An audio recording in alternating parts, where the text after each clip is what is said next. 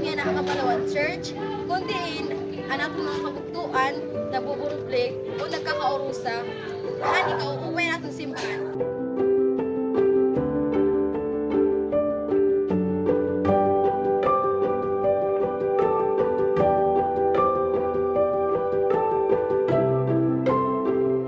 Okay, we're happy to say what is our purpose. Expander to come here in the Church of Kabalawan because one of our members here is Jericho Batas, and Jericho Batas told us last week we will invite the responder youth to help us para mapilingan yung ating simbahan makumpleto, because this coming December, I forgot the date. This is already 6 years anniversary. Now, we the members of the Kabalawan Church are happy because the youth from Tagiktik Church come here to help for our work in this church. So thank you so much. I hope nga all of you, as you organize this responder with the youth, or not only the youth, also the other personnel, members of the church, will continue to help whatever the problem. Continue till Jesus come.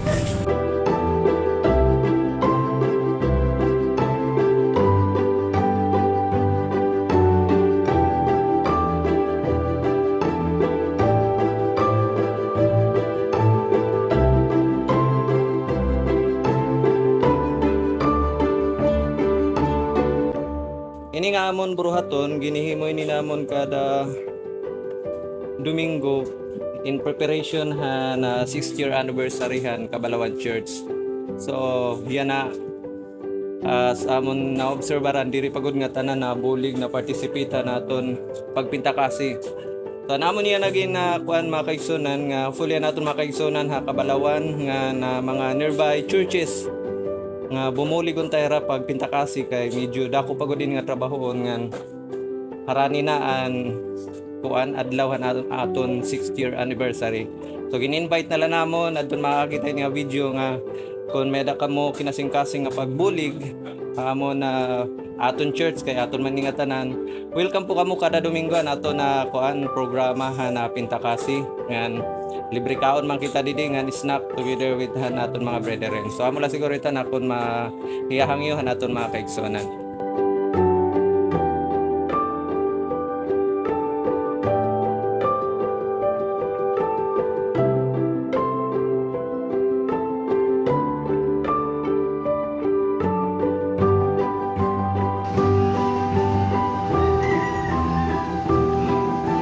Manigin papaning kamutan nga matapos da yung kay kada Domingo gud ni tamon focus kay pintakasi man lang ni kada Domingo. So hopefully nga pagabot iton December 26 itamon anniversary makumpleto na kay damo pa trabahon. So ini gutay na la amo ginlalaksyan namon kada Domingo.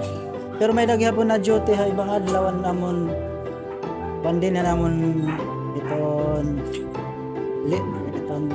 liman na duty ra nga ibang adlaw. Kami talag sila kay may trabaho man na ibang adlaw. So kada Domingo matamang paniguro para matima dayon nga damo pa kasi preparasyon para itong tiarabot nga itong amon anniversary pagpaupay pa yung simbahan kay damo pa ni trabahon.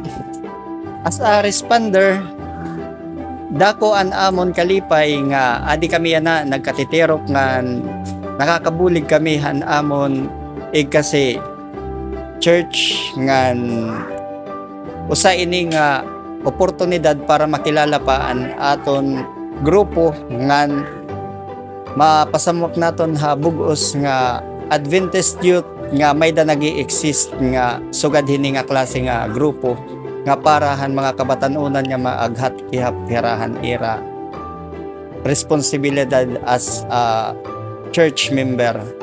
Ngan ginaaghat ko ang nga tanan nga mag-join kita bisan harayo kamo nga lugar, hain kamo man nga nga lugar han iyo church, magkauro sa kitahan nga magpadayon kitahan na aton buruhaton parahan an aton buhi nga Dios.